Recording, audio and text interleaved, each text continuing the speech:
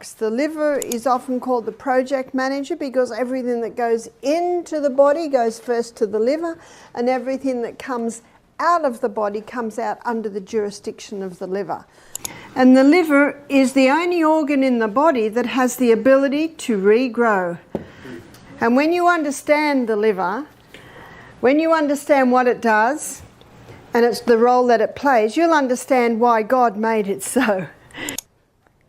The liver does a very good job at breaking the fat-soluble toxins down to the water-soluble state, but we need to make sure that we're giving our body the right conditions so that it's being released out as the liver is breaking it down. Meet Dr. Barbara O'Neill, an Australian speaker known for promoting alternative health practices and natural healing. She believes in the food as medicine philosophy. According to her, the body can heal itself with the right conditions. Dr. Barbara O'Neill explains that the liver is a very important organ because it is like the body's project manager. It is responsible for storing glucose and managing toxins that enter our system. However, when glucose intake is high, the body converts it into fats, which are then stored in the liver. Over time, this seemingly minor adjustment turns into fatty liver disease, a progressive condition that, if left unchecked, can evolve into cirrhosis or liver cancer. Now, while I'm talking about the liver, I'd like to stop for a moment and talk about fatty liver. Fatty liver has been quite common with usually alcoholics. But on a high carbohydrate diet, we've still got glucose left over. And so now it gets stored in the most amazing fuel depot in the human body. It's called fat cells. And what's happening with Americans on this high carbohydrate diet? They're getting bigger and bigger. And when I go down to downtown Roanoke, oh, those people are big. They're big. And if you have a look in their trolleys in the supermarket, what do you see? You see a lot of this. A lot of this. So the third place that the liver stores all this excess glucose is as fat. In this video, we'll uncover Dr. O'Neill's protocol, focusing on 7 foods to eat and 7 foods to avoid. From dietary changes to integrating specific nutrients and liver-supportive habits, you'll get practical insights into healing a fatty liver. And wait until you hear the science-backed connection between cutting fat and healing fatty liver. You won't want to miss this. So without further ado, let's begin with liver-friendly food number 7, leafy greens. Dark green leafy vegetables are also alkaline forming. Dark green leafy vegetables we should be eating every day. That's your kale, that's your parsley, that's your, what you call them, collard greens. Do you know, I've never seen collard greens in Australia. You can tell I'm in Alabama. They're a popular food here, but we do have spinach and silver beet, kale. We should be eating something from the dark green family of vegetables every single day. And if you don't, you really should have a dose of green barley or super greens. According to Dr. Barbara, leafy greens are also essential for maintaining a healthy acid-alkaline balance in your body. A healthy acid-alkaline balance helps with fatty liver by reducing inflammation, improving liver detoxification, and supporting metabolic processes. Alkalizing foods like leafy greens promote a less acidic environment, which can lower oxidative stress and prevent fat buildup in the liver. This balance also enhances bile production, aiding fat digestion and reducing liver strain. Number 6, liver herbs. Now there are a couple of herbs that you might be interested to know that specifically have a tonic effect on the liver. In Psalm 104, verse 14, the Bible says that God gave herbs for the service of man. I love that verse because you just picture the herbs coming in. They come in and say, where would you like me? And that's exactly what they do. So all your bitter herbs. So let's look at some bitter herbs. Dandelion. Dandelion is a well-known liver herb. Also St. Mary's thistle. St. Mary's thistle is also called milk thistle. And gentian, this is not as well known. Gentian is also an incredibly bitter herb. Liver herbs like dandelion and St. Mary's thistle help with fatty liver by supporting detoxification and reducing liver inflammation. Dandelion stimulates bile production, aiding fat digestion and preventing liver congestion. Milk thistle contains silymarin, a powerful antioxidant that protects liver cells, promotes regeneration, and reduces oxidative stress. Both herbs may help lower liver fat and can be taken as herbal teas, tinctures, or capsules, or added to meals for liver support. Number 5, lemons. Lemon, the humble lemon, has a great tonic effect. You might have heard the old saying, bitter to the mouth, sweet to the stomach. And sweet to the mouth, bitter to the stomach. Well, you apply that to the liver. Bitter to the mouth, it's a sweet to the tonic. So to the liver, a sweet tonic to the liver. Dr. O'Neill explains that even though lemon has a bitter taste, it can act as a tonic or restorative agent for the liver, providing beneficial effects despite its unpleasant flavor. Lemons stimulate the production of bile, which aids in digestion and breaking down fats. Also, lemons are rich in vitamin C and antioxidants, which help the liver detoxify and remove harmful substances. Number 4, legumes. Legume, what's a legume? Beans, so lentils, chickpeas, lima beans, black-eyed beans, cannellini beans, soybeans, so many different legumes. And if you want to know how to cook legumes, get an Indian cookbook. And by the way, it doesn't have to be hot. They know how to cook legumes. Legumes are high in protein, but they are medium to low in carbohydrate. The fact is that the legume is about a third the carbohydrate that you will find in your grain. So to ensure you're getting your 3 essentials, the fibre, protein and fat, my suggestion is you increase the legume, nut, seed part of the meal and decrease the grain part of the meal. That's an easy way to do it. You can see why Atkins' diet was so popular. You can see why the paleo diet's so popular. Legumes help heal fatty liver by providing plant-based protein, fiber, and antioxidants that reduce fat accumulation and inflammation. Their low glycemic index helps regulate blood sugar and insulin levels, preventing excess fat storage in the liver. Additionally, legumes contain beneficial compounds like polyphenols and resistant starch, which support gut health and reduce liver stress.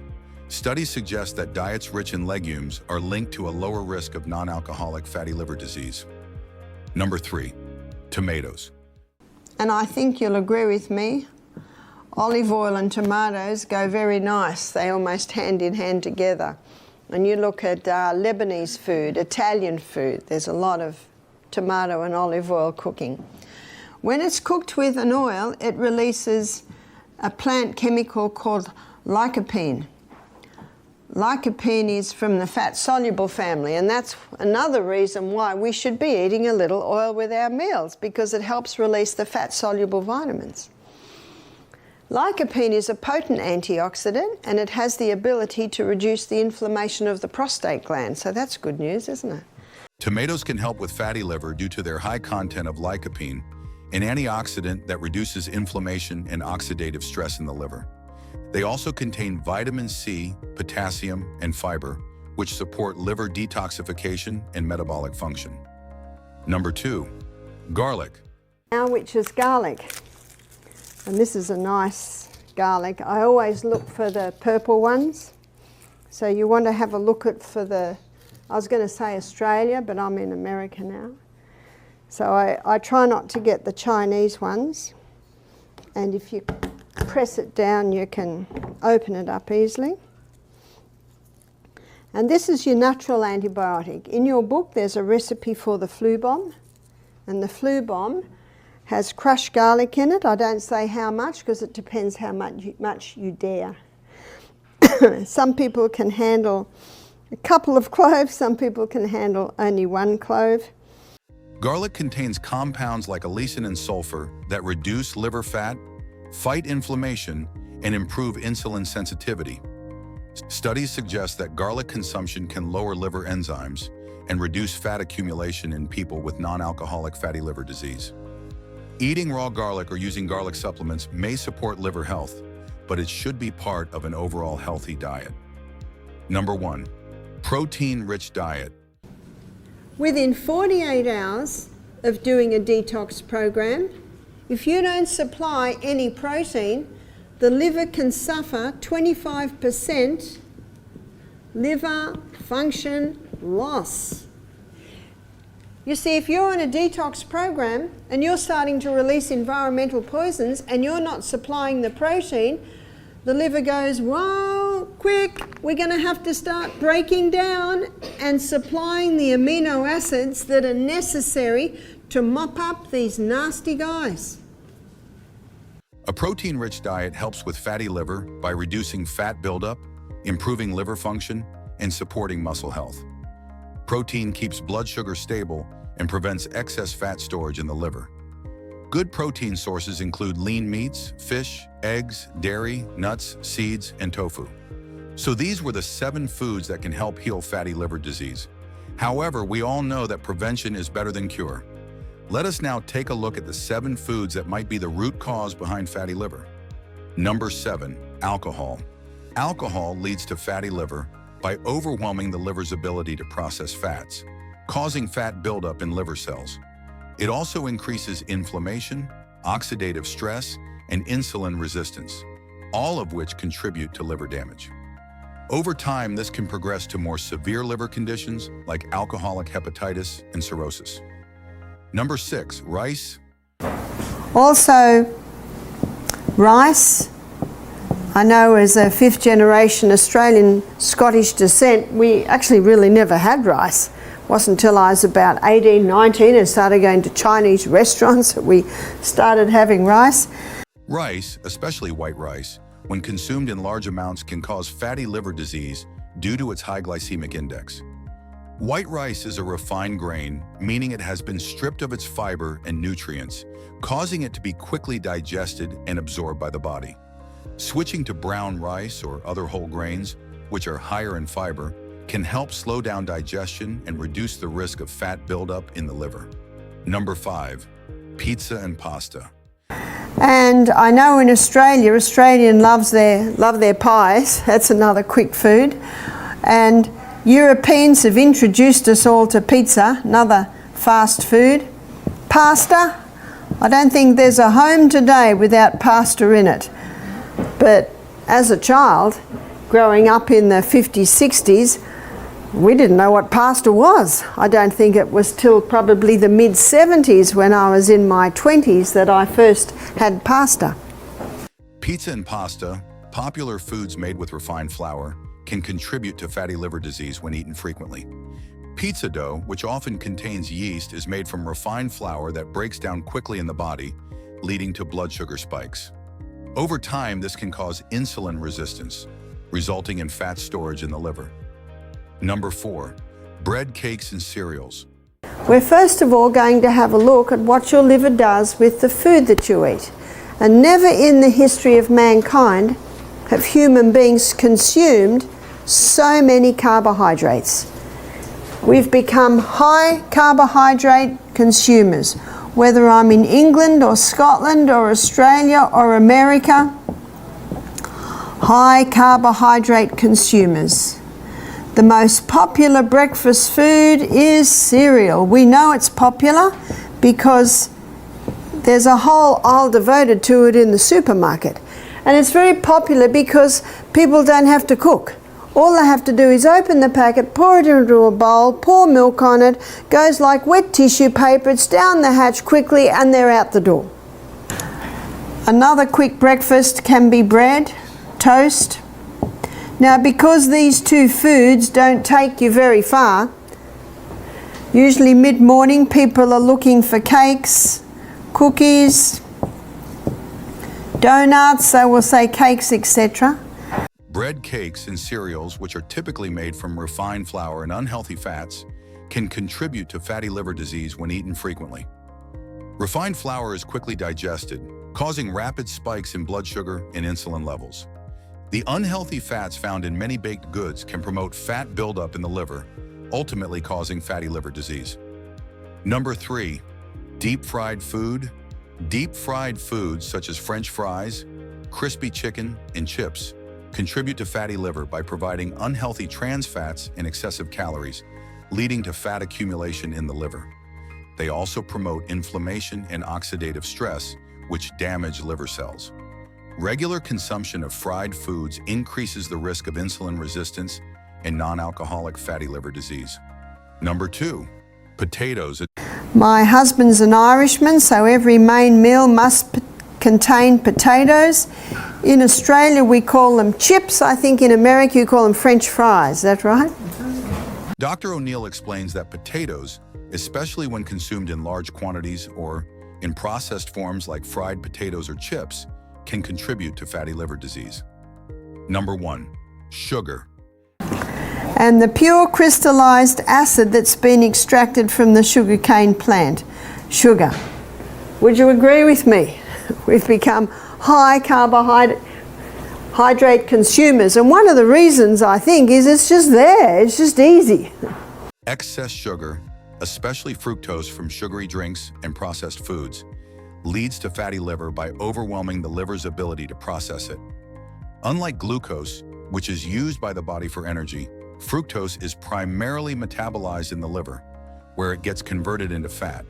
This increases liver fat storage, promotes insulin resistance, and triggers inflammation, all of which contribute to non-alcoholic fatty liver disease. Reducing added sugar intake can help prevent and even reverse fatty liver. So there we have it. Preventing fatty liver is crucial for maintaining overall health. One of the most effective ways to do this is by controlling your intake of refined carbs and sugars, which are major contributors to fat accumulation in the liver. Additionally, incorporating liver-friendly foods, as recommended by Dr. Barbara O'Neill, can support natural detoxification and promote liver recovery. Remember, the liver is a recoverable organ, and if you give it the right conditions, it can begin to recover. So are you paying much attention to your liver health? What steps will you take today to support your liver's recovery? Leave your answer in the comments section below. We'd love to hear from you. If you found this information helpful, don't forget to like this video and subscribe for more insights on improving your health and well-being. Remember, you are what you eat, so nurture your health and make sure to take your daily dose of longevity seed for a vibrant life.